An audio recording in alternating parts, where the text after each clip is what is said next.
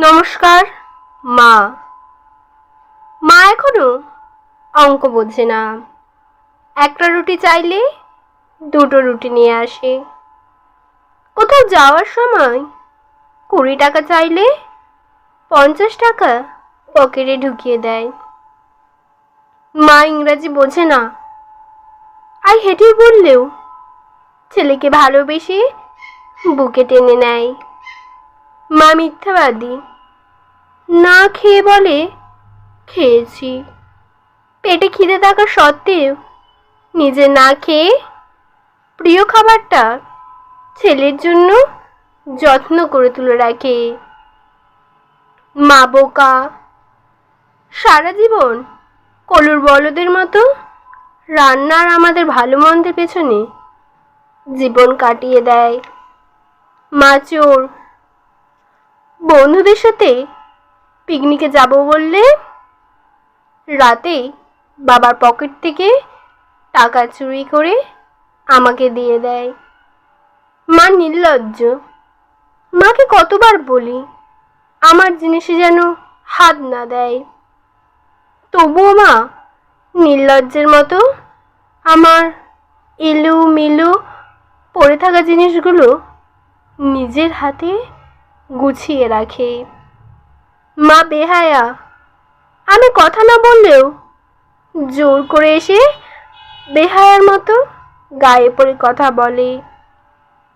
রাতে ঘুমের ঘরে আমাকে দরজা দিয়ে উঁকি মেরে দেখে যায় আমি ঘুমিয়েছি কিনা।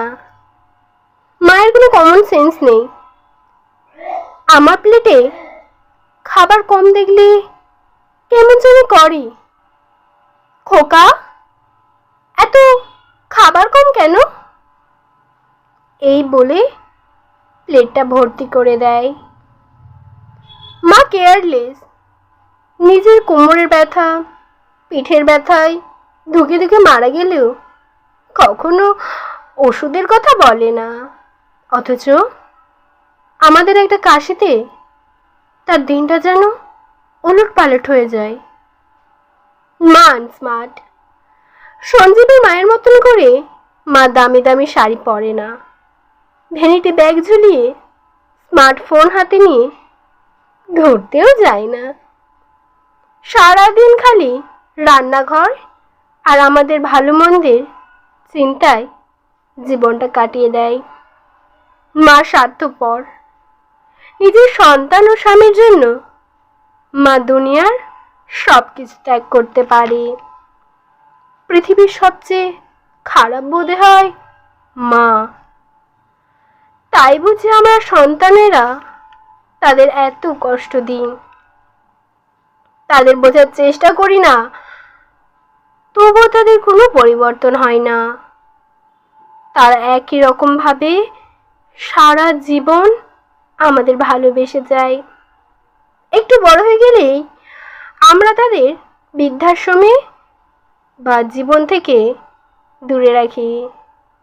তবুও তারা বোকার মতো ঠাকুরের কাছে আমাদের মঙ্গল প্রার্থনা করে, বলে আমার সন্তান যেন থাকে দুধে ভাতে। মা সারাটা জীবন আমাদের শুধু ভালোবাসাই দিয়ে যায়, যার বিনিময়ে তারা শুধু সন্তানের মুখে আদর করে মার ডাকটা শুনতে চায়। মায়েরা কত নির্বোধ, তাই না? তুমি মা?